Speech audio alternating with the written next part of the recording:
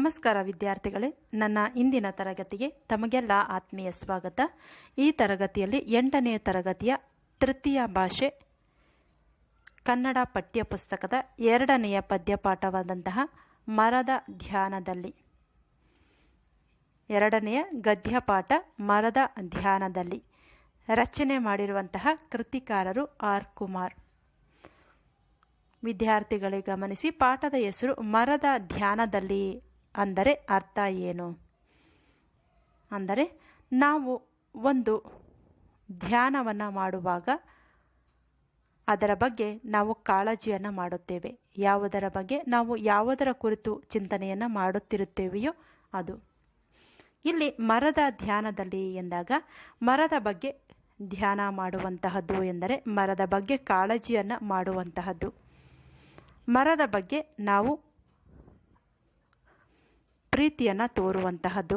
ಪ್ರಕೃತಿಯ ಒಂದು ರಮ್ಯ ಚೇತನವಾದಂತಹ ಮರಗಳ ಬಗ್ಗೆ ನಾವು ಕಾಳಜಿಯನ್ನು ನೀಡುವಂತಹದ್ದು ಗದ್ಯಪಾಠದ ಸಾರಾಂಶ. ಹಾಗಾದರೆ ಪ್ರಕೃತಿಯಲ್ಲಿ ನಾವು ನೋಡುವಂತಹ ಮರಗಳ ಬಗ್ಗೆ ನಾವು ಧ್ಯಾನ ಯಾಕೆ ಮಾಡಬೇಕು? ಗದ್ಯಪಾಠ ತಿಳಿಸಿಕೊಡುತ್ತದೆ ಅದರ ಬಗ್ಗೆ. ಮರಗಳು ಸಕಲ ಜೀವಿಗಳ ಆಶ್ರಯ ತಾಣ. ವಿದ್ಯಾರ್ಥಿಗಳಿಗೆ ಗಮನಿಸಿ, ಮರಗಳು ಸಕಲ ಜೀವಿಗಳ ಆಶ್ರಯ ತಾಣ ಎಂದರೆ ಏನು?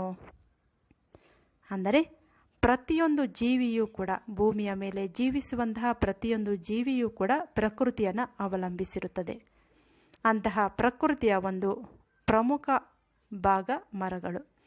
ಈ ಮರಗಳು ಸಕಲ ಜೀವಿಗಳು ಎಂದರೆ ಮನುಷ್ಯನಿಂದ ಹಿಡಿದು ಪಶು, ಪಕ್ಷಿ, ಪ್ರಾಣಿ, ಹಾಗೆಯೇ ಪ್ರಕೃತಿಯ ಪ್ರತಿಯೊಂದು ಜೀವಿಗಳಿಗೂ ಕೂಡ ಆಶ್ರಯವನ್ನು ನೀಡುತ್ತವೆ ಮರಗಳು. ಆಹಾರ, ನೆರಳು, ಗಾಳಿಯಷ್ಟೇ ಕೊಡುವುದಿಲ್ಲ ಅವು. ಮನುಷ್ಯರಿಗೆ ಮತ್ತೊಂದು ಸಂದೇಶವನ್ನು ಸಾರುತ್ತವೆ. ಅದೇ ಪ್ರೀತಿ, ತ್ಯಾಗ, ಕರುಣೆಯ ಸಂದೇಶವನ್ನು ಕೊಡುತ್ತವೆ. ಜನ ತಮ್ಮನ್ನು ಕಡಿದರೂ ಕೂಡ ಮತ್ತೆ ಮತ್ತೆ ಅವು ಚಿಗುರಿ ತಮ್ಮ ಇರುವಿಕೆಯನ್ನು, ತಮ್ಮ ಮಹತ್ವವನ್ನು ಸಾರುವಂತಹ ಮರಗಳು ಸಮಾಜದಲ್ಲಿ ಹೇಗೆ ಬಾಳಬೇಕು, ಸಮಾಜದಲ್ಲಿ ಹೇಗೆ ಜೀವನವನ್ನು ನಡೆಸಬೇಕು ಎಂಬುದನ್ನು ನಮಗೆ ತಿಳಿಸಿಕೊಡುತ್ತವೆ. ಹೆತ್ತವರು ಮುಪ್ಪಾದಾಗ, ಅಂದರೆ ನಮ್ಮ ತಂದೆ ತಾಯಿ ವಯಸ್ಸಾದಾಗ ವೃದ್ಧಾಶ್ರಮಕ್ಕೆ ನೂಕುವ ಮಕ್ಕಳನ್ನು ಕಂಡು ಮಾತನಾಡದ ಈ ಮರಗಳು ನಗುತ್ತವೆ. ಮನುಷ್ಯರ ನಿಷ್ಕರುಣೆಯ ಆಲೋಚನೆ ಮತ್ತು ಭಾವನೆಗಳು ಪರಿಸರಕ್ಕೂ ಮಾನವ ಜನಾಂಗಕ್ಕೂ ಹೇಗೆ ಮಾರಕವಾಗಿವೆ ಎಂಬುದನ್ನು ಈ ಲೇಖನದಲ್ಲಿ ಕೃತಿಕಾರರು ಮನಸ್ಸಿಗೆ ಮುಟ್ಟುವಂತೆ ರಚನೆ ಮಾಡಿದ್ದಾರೆ. ಮುಂದುವರಿಯುತ್ತಾ ನಾವು ಕೃತಿಕಾರರ ಪರಿಚಯವನ್ನು ನೋಡೋಣ. ಗದ್ಯಪಾಠವನ್ನು ರಚನೆ ಮಾಡಿರುವಂತಹ ಕೃತಿಕಾರರು ಆರ್ ಕುಮಾರ್. ಇಲ್ಲಿ ನಾವು ಆರ್ ಕುಮಾರ್ ಅವರ ಚಿತ್ರವನ್ನು ನೋಡ್ತಾ ಇದ್ದೀವಿ. ಇವರು ಜನನ ಆಗಿದ್ದು 7/8/1966. ಎಲ್ಲಿ ಎಂದರೆ ಶಿವಮೊಗ್ಗ ಜಿಲ್ಲೆ. ತಮಿಳು ಮಾತೃಭಾಷೆಯನ್ನು ಹೊಂದಿದ್ದಂತಹ ಕುಮಾರ್ ಅವರು ಕನ್ನಡವನ್ನು ಕಲಿತು ಬರಹಗಾರರಾದರು, ಅಂದರೆ ರೈಟರ್ ಆದರು. ಶ್ರೀಯುತರು ಪರಿಸರ ಹಾಗೂ ಕನ್ನಡ ಪರ ಚಳುವಳಿಗಳಲ್ಲೂ ಕೂಡ ತಮ್ಮನ್ನು ತಾವು ತೊಡಗಿಸಿಕೊಂಡವರು. ಅವರ ಪ್ರಮುಖ ಕೃತಿಗಳು ಎಂದರೆ ಕನಸುಗಳಲ್ಲಿ ಬಿಕ್ಕಳಿಕೆ, ಇದೊಂದು ಕವನ ಸಂಗ್ರಹ, ಹಾಗೂ ಅಕ್ಷರ ಸಂಭ್ರಮ ಎನ್ನುವಂತಹ ಅಂಕಣ ಬರಹವನ್ನು ಕೂಡ ಇವರು ಪತ್ರಿಕೆಗಳಲ್ಲಿ ಪ್ರಕಟ ಮಾಡ್ತಾ ಇದ್ರು. ಇನ್ನು ಪ್ರಸ್ತುತ ಮರದ ಧ್ಯಾನದಲ್ಲಿ ಪಾಠವನ್ನು ಅಕ್ಷರ ಸಂಭ್ರಮ ಕೃತಿಯಿಂದ ಆಯ್ಕೆ ಮಾಡಿಕೊಳ್ಳಲಾಗಿದೆ. ಇನ್ನು ಗದ್ಯಪಾಠಕ್ಕೆ ಸಂಬಂಧಪಟ್ಟಂತೆ ಪ್ರಮುಖವಾಗಿ ತಿಳಿದುಕೊಳ್ಳಬೇಕಾದದ್ದು, ಮರದ ಧ್ಯಾನದಲ್ಲಿ ಗದ್ಯಪಾಠವನ್ನು ಎಲ್ಲಿಂದ ಆಯ್ಕೆ ಮಾಡಿಕೊಂಡಿದ್ದಾರೆ ಎಂದರೆ ಅಕ್ಷರ ಸಂಭ್ರಮ ಎನ್ನುವಂತಹ ಕೃತಿಯಿಂದ ಆಯ್ಕೆ ಮಾಡಿಕೊಳ್ಳಲಾಗಿದೆ. ಇನ್ನು ಗದ್ಯಪಾಠದಲ್ಲಿ ಬರುವಂತಹ ಪದಗಳ ಅರ್ಥವನ್ನು ಗಮನಿಸಿ. ಕೊರಡು ಅಂದರೆ ಮರದ ತುಂಡು, ಚಿತೆ ಅಂದರೆ ಶವವನ್ನು ಸುಡುವಂತಹ ಕಟ್ಟಿಗೆಯ ರಾಶಿಯನ್ನು ಚಿತೆ ಅಂತಾರೆ. ಪತಂಗ ಅಂದರೆ ದೀಪದ ಹುಳು. ಬೇಸಿಗೆ ಸಮಯದಲ್ಲಿ ಅಥವಾ ಮಳೆಯ ಸಂದರ್ಭದಲ್ಲಿ ದೀಪದ ಸುತ್ತಲೂ ಬರುವಂತಹ ಸಣ್ಣ ಹುಳುಗಳಿಗೆ ಪತಂಗ ಅಂತ ಕರೀತಾರೆ. ಪಾತರಗಿತ್ತಿ ಅಂದರೆ ಚಿಟ್ಟೆ. ಬಿಳಲು ಅಂದರೆ ಕೊಂಬೆಯಿಂದ ಇಳಿದಂತಹ ಬೇರು. ಉದಿಗೆ ಅಂದರೆ ಮರೆಯಾಗಿ ಎಂಬ ಅರ್ಥವನ್ನು ಕೊಡುತ್ತದೆ. ಇನ್ನು ಗದ್ಯಪಾಠದ ಸಾರಾಂಶವನ್ನು ಓದುವುದರ ಮೂಲಕ ತಿಳಿದುಕೊಳ್ಳೋಣ. ನಮಗಿಲ್ಲಿ ಮರಗಳ ಮಹತ್ವವನ್ನು ಗದ್ಯಪಾಠ ತಿಳಿಸಿಕೊಡುತ್ತದೆ. ಮರಗಳು ಸೃಷ್ಟಿಯ ಒಂದು ಚಿತ್ತಾರ. ಚಿತ್ತಾರ ಅಂದರೆ ಒಂದು ಕಲೆ, ಒಂದು ಸೊಬಗು. ಮರಗಳು ಪ್ರಕೃತಿಯು ನಮಗೆ ಕೊಟ್ಟಿರುವಂತಹ ಒಂದು ವರ, ಒಂದು ಸೊಬಗು, ಒಂದು ಚಿತ್ತಾರ. ಅವು ಭೂಮಿಯ ಮೇಲೆ ಹೊದಿಕೆಯಾಗಿ ಹಾಗೆ ಇವೆ. ಹಾಗೆಂದೇ ಮಣ್ಣು ಮರಗಳ ಬೇರನ್ನು ಅಪ್ಪಿಕೊಂಡೇ ಇರುತ್ತದೆ. ಮರಗಳಿಂದ ನಾವು ಕಲಿಯಬೇಕು. ಒಂದೊಂದು ಎಲೆಯು ವಿಶ್ವವಿದ್ಯಾನಿಲಯವೇ ಆಗಿದೆ. ಮರಗಳು ನಿತ್ಯವೂ ಆಶ್ಚರ್ಯ ಸೂಚಕ ಚಿಹ್ನೆಗಳಾಗಿವೆ ಪ್ರಕೃತಿಯಲ್ಲಿ. ಮರಗಳು ಪ್ರಕೃತಿಯ ಒಂದು ಚಿತ್ತಾರವಾಗಿದೆ. ಅವು ಭೂಮಿಯ ಮೇಲೆ ಹೊದಿಕೆಯ ಹಾಗೆ ಭೂಮಿಯೆಲ್ಲ ಕೂಡ ಹರಡಿಕೊಂಡಿವೆ. ಹಾಗೆಂದೇ ಮಣ್ಣು ಮರಗಳ ಬೇರನ್ನು ಅಪ್ಪಿಕೊಂಡೇ ಇರುತ್ತದೆ. ಮರಗಳಿಂದ ನಾವು ಕಲಿಯಬೇಕಾದಂತಹದ್ದು ತುಂಬ ಇದೆ. ಒಂದೊಂದು ಎಲೆಯೂ ಕೂಡ ಒಂದೊಂದು ವಿಶ್ವವಿದ್ಯಾನಿಲಯವೇ, ಒಂದೊಂದು ವಿಶೇಷವಾದ ಮಾಹಿತಿಯನ್ನು ನಮಗೆ ನೀಡುತ್ತದೆ ಮರಗಳ ಎಲೆಗಳು. ಇವು ನಿತ್ಯವೂ ನಮಗೆ ಆಶ್ಚರ್ಯವನ್ನು ಸೂಚಿಸುವಂತಹ ಚಿಹ್ನೆಗಳಾಗಿ ಪ್ರಕೃತಿಯಲ್ಲಿ ಉಳಿದುಕೊಂಡಿವೆ. ಇದನ್ನು ಅರಿಯದ ನಾವು ಮರಗಳನ್ನು ಕಡಿಯುತ್ತೇವೆ. ಇದನ್ನು ತಿಳಿಯದ ಜನ ಮರಗಳನ್ನು ಮನುಷ್ಯರಿಗೆ ಹೋಲಿಸಿ ನಿಂದಿಸುತ್ತಾರೆ. ಮರದ ದಿಮ್ಮಿ ಇದ್ದ ಹಾಗೆ ಇದ್ದೀಯಲ್ಲೋ, ನಿನ್ನ ಬುದ್ಧಿ ಕೊರಡಾಗಿದೆ ಎನ್ನುವರು. ನಮ್ಮ ಜನಪದರು ಸಹ ಜಾಲಿಯ ಮರವು ನೆರಳಲ್ಲ ಮಗಳೇ, ತಾಯಿಯ ಮನೆಯು ಸ್ಥಿರವಲ್ಲ ಎಂದಿದ್ದಾರೆ. ಒಣಮರಕ್ಕೆ ಗಿಳಿ ಕಾದು ಕುಳಿತಂತೆ, ಜಾಲಿಯ ಹಾಕಿದರೆ ಕಾಲಿಗೆ ಮೂಲ ಎಂಬ ನುಡಿಗಟ್ಟು ಮತ್ತು ಗಾದೆ ಮಾತುಗಳಿಂದಲೂ ಮರಗಳನ್ನು ಹೀಯಾಳಿಸುವವರು. ಕಷ್ಟ ಮನುಷ್ಯನಿಗೆ ಬಾರದೆ ಮರಕ್ಕೆ ಬರುತ್ತದೆಯೇ ಎಂಬ ಅರ್ಥಹೀನ ಮಾತುಗಳನ್ನು ಕೇಳುತ್ತಿರುತ್ತೇವೆ. ಈ ರೀತಿಯ ಸಾಲುಗಳು ನನ್ನನ್ನು ಬಹಳ ನೋಯಿಸುತ್ತವೆ. ಹಾಗೆಲ್ಲ ಮರಗಳನ್ನು ನೆನೆಯುತ್ತೇನೆ, ನನ್ನ ಹೃದಯ ತಣಿಯುತ್ತದೆ ಎನ್ನುತ್ತಾರೆ ಇಲ್ಲಿ ಲೇಖಕರು. ನಮ್ಮ ಜನಪದರು ಮರಗಳ ಬಗ್ಗೆ ಹೀಗೆ ಹೇಳುತ್ತಾರೆ, ಗಾದೆಗಳನ್ನು ಹೇಳುತ್ತಾರೆ.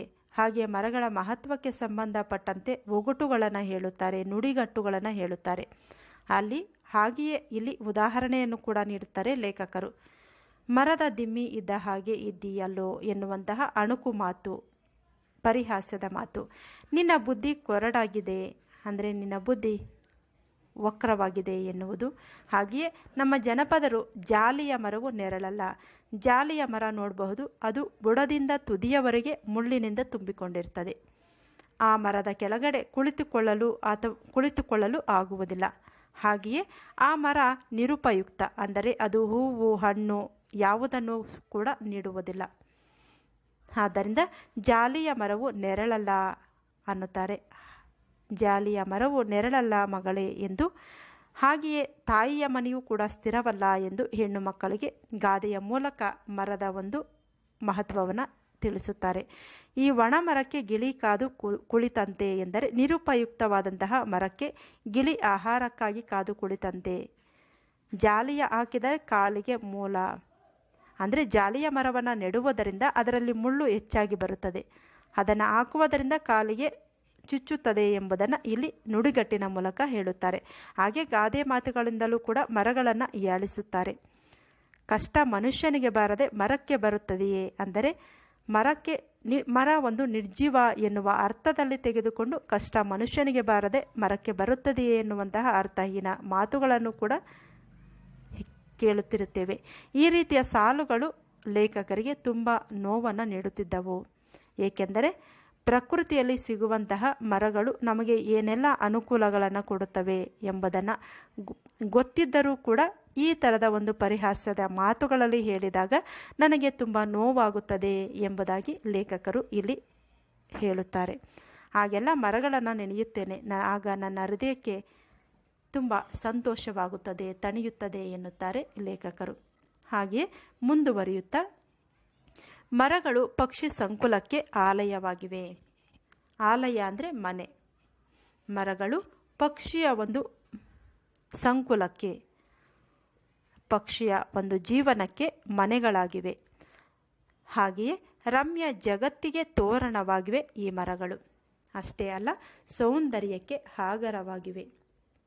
ಹೂಗಳಿಗೆ ಜನ್ಮ ಕೊಡುವ ತಾಯಿ ಆಗಿವೆ ಈ ಮರಗಳು. ಆ ಹೂವುಗಳ ರಸವನ್ನು ಉಣ್ಣಲು ಬರುವಂತಹ ಪತಂಗ ಅಂದರೆ ದೀಪದ ಹುಳುಗಳು ಹಾಗೂ ಪಾತರಗಿತ್ತಿ ಅಂದರೆ ಚಿಟ್ಟೆಗಳು ಸಂಭ್ರಮಿಸುತ್ತವೆ. ವಿಜ್ಞಾನಿಗಳ ಪ್ರಕಾರ ಒಂದು ಮರ 10,000 ಜನಕ್ಕೆ ಆಮ್ಲಜನಕ ನೀಡುವ ಜೀವದಾಯಕ ಕೆಲಸವನ್ನು ಮಾಡುತ್ತದೆ. ಮರವು ಮೋಡಗಳನ್ನು ತಡೆದು ಮಳೆ ತರಿಸುವ ವ್ಯವಸ್ಥಾಪಕನಾಗುತ್ತದೆ. ಮರಗಳಿಂದಲೇ ಮಳೆ ಸುರಿಯುತ್ತದೆ. ಮರಗಳು ಮೋಡಗಳನ್ನು ತಡೆದು ಮಳೆಯನ್ನು ಸುರಿಸುತ್ತವೆ. ಮನುಷ್ಯನಿಗೂ ಮರವೇ ಗುರುವಾಗಿ ಪ್ರೀತಿ, ದಾನ, ಸಹಾಯ ಮಾಡುವುದನ್ನು ಕಲಿಸುತ್ತದೆ. ಕಹಿಯನ್ನು ಸಹಿಸಿ ಸಹನೆ ಬೆಳೆಸಿಕೊಳ್ಳುವುದನ್ನು ಕೂಡ ರೂಢಿಸುತ್ತದೆ. ಹಾಗೆಯೇ ಮರವು ತನಗೆ ಕಲ್ಲಿನಿಂದ ಒಡೆದವನಿಗೂ ಹಣ್ಣನ್ನು ಕೊಡುತ್ತದೆ. ಕಡಿಯುವ ಕೊಡಲಿಗೂ ಕಾವು ಕೊಡುತ್ತದೆ. ಇಲ್ಲಿ ಮರದಲ್ಲಿ ಬಿಡುವಂತಹ ಹಣ್ಣಿಗೆ ನಾವು ಕಲ್ಲನ್ನು ಒಡೆಯುತ್ತೇವೆ. ಹಾಗೆಂದು ಅದು ಹಣ್ಣನ್ನು ಬಿಡದೆ ಇರುವುದಿಲ್ಲ, ಅದು ನಮಗೆ ಹಣ್ಣನ್ನು ಕೊಡುತ್ತದೆ. ಹಾಗೆಯೇ ಕಡಿಯುವ ಕೊಡಲಿಗೂ ಕಾವು ಕೊಡುತ್ತದೆ. ಕೊಡಲಿಯಿಂದ ಮರವನ್ನು ಕಡೆದರೂ ಕೂಡ ಅದು ಮತ್ತೆ ಚಿಗುರಿ ಬೆಳೆಯುತ್ತದೆ. ಕಡಿದು ಉಳಿಸುವವರಿಗೆ ಅಡುಗೆ ತಯಾರಿಸುವುದಕ್ಕೆ ನೆರವಾಗುತ್ತದೆ. ಉರುವಲು ಕಟ್ಟಿಗೆಯನ್ನು ಇದು ಕೊಡುತ್ತದೆ. ಹೀಗೆ ತನ್ನ ದೇಹವನ್ನೇ ಮನುಷ್ಯನ ಉಪಯೋಗಕ್ಕಾಗಿ ಮೀಸಲಿಡುವ ಉದಾರ ಗುಣಕ್ಕೆ ಉದಾಹರಣೆಯಾಗಿ ಅದು ಬದುಕುತ್ತದೆ. ಯಾವುದು? ಮರ. ಗಮನಿಸಿ, ಕಡಿದಷ್ಟು ಅಡೆತಡೆಗಳು ಬದಿಗೊತ್ತಿ ಮುನ್ನುಗ್ಗಿ ಬೆಳೆಯುತ್ತದೆ ಈ ಮರಗಳು. ಆ ಮರಗಳನ್ನು ನಾವು ಎಷ್ಟೇ ಕಡಿದರೂ ಕೂಡ ಆ ಒಂದು ನೋವನ್ನು ಸಹಿಸಿಕೊಂಡು ಬದಿಗೊತ್ತಿ ಅಡೆತಡೆಗಳನ್ನು ಬದಿಗೊತ್ತಿ ಮತ್ತೆ ಮುನ್ನುಗ್ಗಿ ಬೆಳೆಯುತ್ತದೆ. ಬಾಳಲು ಉತ್ಸಾಹ ತುಂಬುವಂತೆ ಪ್ರೇರೇಪಿಸುತ್ತವೆ ಈ ಮರಗಳು. ಬಿಳಲು ಬಿಟ್ಟು ಜಗದಗಲ ಹರಡಿ ನಿಂತ ಆಲದ ಮರವು ಹೆತ್ತವರನ್ನು ವೃದ್ಧಾಶ್ರಮಕ್ಕೆ ಬಿಟ್ಟು ಬರುವಂತಹ ಮಕ್ಕಳನ್ನು ಕಂಡು ನಗುತ್ತದೆ. ಯಾರ ಸಹಾಯವೂ ಕೂಡ ಇಲ್ಲದೆ ತನ್ನಿಂದ ತಾನೇ ಬೆಳೆದ ತಾಳೆ ಮರ ಉರಿ ಬಿಸಿಲಲ್ಲೂ ಹಣ್ಣನ್ನು ಇತ್ತು ತಂಪನ್ನು ನೀಡುತ್ತದೆ. ತೆಂಗಿನ ಮರ ಮತ್ತೊಬ್ಬರಿಗೆ ತಲೆಬಾಗಿ ಜೀತದಾಳಾಗದೆ ಎದೆಗಾರಿಕೆಯಿಂದ ಬಾಳುವುದನ್ನು ಕಲಿಸುತ್ತದೆ. ಮರಗಳನ್ನು ನೋಡಿ ನಾವು ಕಲಿಯಬೇಕಾದಂತಹದ್ದು ಇಂತಹ ವಿಚಾರಗಳನ್ನೇ. ಉಪಕಾರ ಮಾಡದವನಿಗೂ ಕೂಡ ಎಳನೀರು ಕೊಟ್ಟು ಸೌಜನ್ಯವನ್ನು ತೋರುತ್ತದೆ ಈ ತೆಂಗಿನ ಮರ. ಹೀಗೆ ಒಂದೊಂದು ಮರವೂ ಕೂಡ ಮನುಷ್ಯನಿಗೆ ತೊಟ್ಟಿಲಿನಿಂದ ಚಟ್ಟದವರೆಗೆ ಜೊತೆಗೆ ಇದ್ದು ಕಲಿಸುತ್ತದೆ. ಪ್ರತಿಯೊಂದು ಮರ ಕೂಡ ಮನುಷ್ಯರಿಗೆ ತೊಟ್ಟಿಲಿನಿಂದ ಅಂದರೆ ಹುಟ್ಟಿದಾಗಿನಿಂದ ಸಾವಿನವರೆಗೆ ಜೊತೆಯಲ್ಲೇ ಇದ್ದು ನಮಗೆ ಜೀವನಕ್ಕೆ ಬೇಕಾದ ಪಾಠವನ್ನು ಕಲಿಸುತ್ತದೆ. ಪ್ರತಿ ಮರವು ಮಣ್ಣಿಗೆ ಋಣಿಯಾಗಿರುತ್ತದೆ. ಮಣ್ಣಿಲ್ಲ ಅಂದರೆ ಯಾವ ಗಿಡವೂ ಕೂಡ ಬೆಳೆಯಲಾರದು. ಆದ್ದರಿಂದ ಮರ ಆ ಒಂದು ಮಣ್ಣಿಗೆ ಋಣಿಯಾಗಿರುತ್ತದೆ. ಯಾವ ರೀತಿ ಎಂದರೆ ಅದು ಗಿಡವಾಗಿ ಬೆಳೆದು ಅದರ ಎಲೆಯನ್ನು ನಾವು ಮತ್ತೆ ಮಣ್ಣಿಗೆ ಕೊಟ್ಟಾಗ ಅದು ಮತ್ತಷ್ಟು ಶಕ್ತಿಯನ್ನು ಪಡೆದುಕೊಂಡು ಮತ್ತಷ್ಟು ಗಿಡಗಳು ಬೆಳೆಯಲು ಸಹಾಯ ಮಾಡುತ್ತದೆ. ಆ ರೀತಿಯಲ್ಲಿ ಮರವು ಮಣ್ಣಿಗೆ ಋಣಿಯಾಗಿರುತ್ತದೆ. ಇನ್ನು ಪ್ರಕೃತಿಯ ಅಂದವನ್ನು ಕೂಡ ಹೆಚ್ಚಿಸುತ್ತದೆ. ಯಾವುದು? ಮರಗಳು. ಶಾಂತಿ ಪ್ರೀತಿಗಳಲ್ಲದೆ ಮೌನವನ್ನು ಕೂಡ ಮರಗಳು ನಮಗೆ ಕಲಿಸುತ್ತವೆ. ಅವು ಭೂಮಿಯಲ್ಲಿ ಒದಗಿಕೊಂಡಿದ್ದಾಗ ಕಲ್ಲಿದ್ದಲ ಕಪ್ಪಾಗಿ ಮೌನ ವಹಿಸಿ ಕೊನೆಗೆ ಹೊಳಪಿನ ವಜ್ರವಾಗುತ್ತವೆ. ಇಲ್ಲಿ ಕಲ್ಲಿದ್ದಲು ಕೂಡ ನಮಗೆ ಭೂಮಿಯಲ್ಲಿಯೇ ಸಿಗುತ್ತದೆ. ಯಾವ ರೀತಿಯಾಗಿ ಎಂದರೆ ಭೂಮಿಯಲ್ಲಿ ಕೊಳೆತಂತಹ ಮರಗಳು ವರ್ಷಾನುಗಟ್ಟಲೆ ಭೂಮಿಯಲ್ಲೇ ಇರುವುದರಿಂದ ಅವು ಕಲ್ಲಿದ್ದಲಾಗಿ ಮಾರ್ಪಟ್ಟು ಕೊನೆಗೆ ನಮಗೆ ಅವು ವಜ್ರದ ರೂಪಿಯಲ್ಲಿ ಹೊಳಪಿನ ರೂಪದಲ್ಲಿ ಮತ್ತೆ ನಮಗೆ ಉಪಯೋಗವಾಗುತ್ತವೆ. ಹೀಗೆ ಮೌನಿಯಾದ ಮರವು ಮಾತನ್ನು ಆರಂಭಿಸಿ ಮನುಷ್ಯರಿಗೆ ಪ್ರಶ್ನೆ ಕೇಳುತ್ತದೆ. ಮನುಷ್ಯರೇ, ನಮ್ಮನ್ನು ಬಳಸಿ ಅದೆಷ್ಟು ಶಿಲುಬೆಗಳನ್ನು ತಯಾರಿಸಿದ್ದೀರಾ? ನಮ್ಮನ್ನು ಉಪಯೋಗಿಸಿಕೊಂಡು ನೀವು ಅದೆಷ್ಟು ಶಿಲುಬೆಗಳನ್ನು ತಯಾರಿಸಿದ್ದೀರಾ? ಆದರೆ ಮತ್ತೊಬ್ಬ ಯೇಸುವನ್ನು ಕಾಣಲು ಇಲ್ಲಿಯವರೆಗೂ ಸಾಧ್ಯವಾಗಲಿಲ್ಲ. ಏಕೆ? ಹೋಗಲಿ ಬಿಡಿ, ನಿಮ್ಮನ್ನೇ ಬಳಸಿ ಒಂದು ಶಿಲುಬೆಯನ್ನಾದರೂ ತಯಾರಿಸಲು ಸಾಧ್ಯವಾಗುವುದಾದರೆ ಪ್ರಯತ್ನ ಮಾಡಿ. ನಿಮ್ಮನ್ನು ನೀವು ಉಪಯೋಗಿಸಿಕೊಂಡು ಒಂದು ಶಿಲುಬೆಯನ್ನು ತಯಾರಿಸಲು ಸಾಧ್ಯವಾಗುತ್ತದೆಯೇ? ಪ್ರಯತ್ನ ಮಾಡಿ ಎಂದು ಕೇಳುತ್ತಾರೆ ಇಲ್ಲಿ ಲೇಖಕರು. ಸಾಧ್ಯವಾಗುವುದಿಲ್ಲ. ಏಕೆಂದರೆ ನಮ್ಮನ್ನು ಬಳಸಿ ಶಿಲುಬೆ ಮಾಡಲು ಸಾಧ್ಯವಿಲ್ಲ. ಶಿಲುಬೆ ಬರೀ ಚಿಹ್ನೆಯಷ್ಟೇ ಅಲ್ಲ, ಅದು ಪ್ರೀತಿ, ತ್ಯಾಗ, ಕರುಣೆ ಮತ್ತು ಮನುಷ್ಯತ್ವದ ಸಂಕೇತ. ತಿನ್ನಲು ಹಣ್ಣು ಹಂಪಲು, ತಂಪಿಗೆ ನೆರಳು, ದೇಹಕ್ಕೆ ಉಡುಪು, ಆರೋಗ್ಯಕ್ಕೆ ಔಷಧ, ಆಸರೆಗೆ ಗೂಡು, ಭದ್ರತೆಗೆ ಬಾಗಿಲು, ಸುರಕ್ಷತೆಗೆ ಬೇಲಿ, ಸೌಂದರ್ಯಕ್ಕೆ ಮುಲಾಮು, ಒಗ್ಗರಣೆಗೆ ಎಣ್ಣೆ, ಬರೆಯಲು ಕಾಗದ ಪೆನ್ಸಿಲ್, ಹುಟ್ಟಿದಾಗ ತೊಟ್ಟಿಲು, ನಡೆದಾಡಲು ಕಲಿಕೆ ಗಾಡಿ, ವಿಶ್ರಮಿಸಲು ಮಂಚ, ಓಡಾಡಲು ಪಾದರಕ್ಷೆ, ರಬ್ಬರ್, ಕಡೆಗೆ ಸುಡಲು ಚಿತೆಯಾಗಿಯೂ ನಾವು ಉಪಯೋಗಕ್ಕೆ ಬರುತ್ತೇವೆ. ಆದರೆ ನಾವು ಮನುಷ್ಯರು ಯಾವುದಕ್ಕಾಗಿ ಉಪಯೋಗಕ್ಕೆ ಬರುತ್ತೇವೆ? ಗಮನಿಸಿ, ಇಲ್ಲಿ ಮರಗಳಿಂದ ನಾವು ಹಣ್ಣು ಹಂಪಲನ್ನು ಪಡೆದುಕೊಳ್ಳುತ್ತೇವೆ, ಕುಳಿತುಕೊಳ್ಳಲು ನೆರಳನ್ನು ಪಡೆದುಕೊಳ್ಳುತ್ತೇವೆ, ನಮಗೆ ದೇಹಕ್ಕೆ ಬೇಕಾದಂತಹ ಉಡುಪನ್ನು ತಯಾರಿಸಿಕೊಳ್ಳುತ್ತೇವೆ, ಆರೋಗ್ಯಕ್ಕೆ ಬೇಕಾದಂತಹ ಔಷಧಗಳನ್ನು ಗಿಡ ಮರಗಳಿಂದ ಪಡೆದುಕೊಳ್ಳುತ್ತೇವೆ, ಆಸರಿಗೆ ಗೂಡನ್ನು ಮನೆಯನ್ನು ಕಟ್ಟಲು ಕೂಡ ನಾವು ಮರದ ಒಂದು ವಸ್ತುಗಳನ್ನು ಉಪಯೋಗಿಸುತ್ತೇವೆ. ಹಾಗೆಯೇ ನಮ್ಮ ಮನೆಯ ಬಾಗಿಲಿಗೆ, ನಮ್ಮ ಮನೆಯ ಭದ್ರತೆಗೆ ಬಾಗಿಲನ್ನು ಕೂಡ ಮರದ ದಿಮ್ಮಿಗಳಿಂದ ತಯಾರು ಮಾಡುತ್ತೇವೆ. ಹಾಗೆಯೇ ಸುರಕ್ಷತೆಗೆ ಒಂದು ಬೇಲಿಯನ್ನು ಕಟ್ಟಲು ಕೂಡ ಮರದ ಕಡ್ಡಿಗಳನ್ನು ಉಪಯೋಗಿಸುತ್ತೇವೆ. ಹಾಗೆಯೇ ನಮ್ಮ ಸೌಂದರ್ಯವನ್ನು ಹೆಚ್ಚಿಸಿಕೊಳ್ಳಲು ಮುಲಾಮು ತಯಾರಿಸಲು ಈ ಮರದ ಎಲೆ, ಹೂ, ಹಣ್ಣು, ಕಾಯಿಗಳನ್ನು ಉಪಯೋಗಿಸುತ್ತೇವೆ. ಹಾಗೆಯೇ ಒಗ್ಗರಣೆ ಮಾಡಲು ಎಣ್ಣೆಯನ್ನು ಕೂಡ ಗಿಡ ಮರಗಳಿಂದ ತಯಾರಿಸುತ್ತೇವೆ. ಬರೆಯಲು ಕಾಗದ, ಪೆನ್ಸಿಲ್ ಕೂಡ ನಾವು ಮರಗಳಿಂದಲೇ ಪಡೆಯುತ್ತೇವೆ. ಹುಟ್ಟಿದಾಗ ತೊಟ್ಟಿಲು ಮಾಡಲು, ಹಾಗೆಯೇ ಮತ್ತೆ ನಡೆದಾಡಲು ಕಲಿಕೆಯ ಗಾಡಿಯನ್ನು ಮಾಡುತ್ತೇವೆ. ವಿಶ್ರಮಿಸಲು, ನಿದ್ದೆ ಮಾಡಲು ಮಂಚ ತಯಾರಿಸಿಕೊಳ್ಳುತ್ತೇವೆ. ಓಡಾಡಲು ಮರದ ಪಾದರಕ್ಷೆಗಳನ್ನು ಕೂಡ ತಯಾರಿಸುತ್ತೇವೆ. ರಬ್ಬರ್, ಹೀಗೆ ಕಡೆಗೆ ನಾವು ಸತ್ತಾಗ ಸುಡಲು ಚಿತೆಯಾಗಿಯೂ ಕೂಡ ನಾವು ಈ ಮರಗಳನ್ನೇ ಉಪಯೋಗಿಸಿಕೊಳ್ಳುತ್ತೇವೆ. ಆದರೆ ನಾವು ಮನುಷ್ಯರು ಎಷ್ಟೆಲ್ಲ ಉಪಯೋಗಕ್ಕೆ ಬರುತ್ತೇವೆ, ಅದನ್ನು ನಾವು ಚಿಂತನೆ ಮಾಡಬೇಕು. ಮರದ ಈ ಪ್ರಶ್ನೆಗೆ ಉತ್ತರಿಸಲು ಮನುಷ್ಯರಿಗೆ ಕಷ್ಟವಾಗುತ್ತದೆ. ಇಂತಹ ಪ್ರಶ್ನೆಗಳನ್ನು ಕೇಳುವಂತಹ ಮರದ ಪ್ರಶ್ನೆಗೆ ಮನುಷ್ಯರಾದ ನಾವು ಉತ್ತರಿಸಲು ತುಂಬ ಕಷ್ಟವಾಗುತ್ತದೆ. ಮನುಷ್ಯರಿಗೆ ಮೊದಲ ಗೆಳೆಯನೆಂದರೆ ಮರನೇ. ಆದರೆ ಅವರು ಮರಗಳ ಮೊದಲ ವೈರಿಯಾಗಿ ತಮ್ಮೆಲ್ಲ ಆಯುಧಗಳನ್ನು ಅದರ ಮೇಲೆ ಪ್ರಯೋಗಿಸುತ್ತಾರೆ. ಹಿಂದೆ ಮರದಡಿಯಲ್ಲಿ ಕುಳಿತು ಪಾಠ ಕಲಿತ ಅನೇಕರು ದೇಶವನ್ನು ಕಟ್ಟಿದರು. ಇಂದು ಕಟ್ಟಡಗಳಲ್ಲಿ ಪಾಠ ಕಲಿಯುತ್ತಾ ಹಲವರು ದೇಶವನ್ನೇ ಕೆಡವಲು ಹೊರಟಂತೆ ಕಾಣುತ್ತಿದ್ದಾರೆ. ನಾವು ನೋಡಬಹುದು, ಮರ ಎನ್ನುವುದು ಮನುಷ್ಯನ ಮೊದಲ ಗೆಳೆಯ. ಆದರೆ ಅವರ ಮೊದಲ ಗೆಳೆಯನಾದಂತಹ ಮರಗಳನ್ನು ಇಂದು ವೈರಿಯಂತೆ ಕಡಿದು ವಿನಾಶದ ಅಂಚಿಗೆ ದೂಡುತ್ತಿದ್ದಾರೆ. ಮರದ ಕೆಳಗೆ ಕುಳಿತು ಪಾಠವನ್ನು ಕಲಿತು ಅನೇಕರು ದೇಶವನ್ನು ಕಟ್ಟಿದ್ದಾರೆ. ಇಂದು ಕಟ್ಟಡಗಳಲ್ಲಿ ಪಾಠ ಕಲಿಯುತ್ತಾ ಹಲವರು ದೇಶವನ್ನು ಕಟ್ಟಿದ್ದಾರೆ. ದೇಶವನ್ನೇ ಕೆಡವಲು ಹೊರಟುತ್ತಿದ್ದಾರೆ ಇಂದಿನ ಜನಾಂಗ. ನಾವು ಆಧುನಿಕ ಸಮಾಜ ನಿರ್ಮಾಣದ ಹಾದಿಯಲ್ಲಿ, ಅಭಿವೃದ್ಧಿಯ ಆಡಂಬರದಲ್ಲಿ ಸಹಜತೆಯ ಬದುಕು ಮರೆತು ಉಸಿರು ನಿಂತೇ ಹೋಯಿತು ಎಂಬ ಆತಂಕದಲ್ಲಿ ಇದ್ದೇವೆ. ಎತ್ತಲಿಂದಲೋ ತಂಗಾಳಿ ಬೀಸುತ್ತಾ ಮರವು ಸಾಲು ಮರದ ತಿಮ್ಮಕ್ಕನನ್ನು ನೆನಪಿಸುತ್ತದೆ. ನಾವಿಲ್ಲಿ ನೋಡ್ಬೋದು, ಸಹಜತೆಯ ಬದುಕನ್ನು ಮರೆತು ಹೋಗಿ ಕೃತಕ ಗಾಳಿಯನ್ನು ಉಸಿರಾಡುತ್ತಾ ಆತಂಕದಲ್ಲಿಯೇ ಬದುಕುತ್ತಿದ್ದೇವೆ. ಹಾಗೆ ಯೋಚನೆ ಮಾಡಿದರೆ ಎತ್ತಲಿಂದಲೋ ತಂಗಾಳಿ ಬೀಸುತ್ತಾ ಮರ ತಂಗಾಳಿಯನ್ನು ಬೀಸುತ್ತಾ ಹೇಳ್ತಾ ಇದೆ, ಸಾಲು ಮರದ ತಿಮ್ಮಕ್ಕನನ್ನು ನೆನಪಿಸುತ್ತದೆ ನಮಗೆ. ಸಾಲು ಮರದ ತಿಮ್ಮಕ್ಕ ನಮಗೆಲ್ಲ ಗೊತ್ತೇ ಇದೆ. ಅವರ ಬಗ್ಗೆ ನಾನು ವಿಡಿಯೋವನ್ನು ಕೂಡ ಅಪ್ಲೋಡ್ ಮಾಡಿದ್ದೇನೆ. ಹೆಚ್ಚಿನ ಮಾಹಿತಿಗೆ ನೀವು ಆ ವಿಡಿಯೋವನ್ನು ನೋಡಬಹುದು.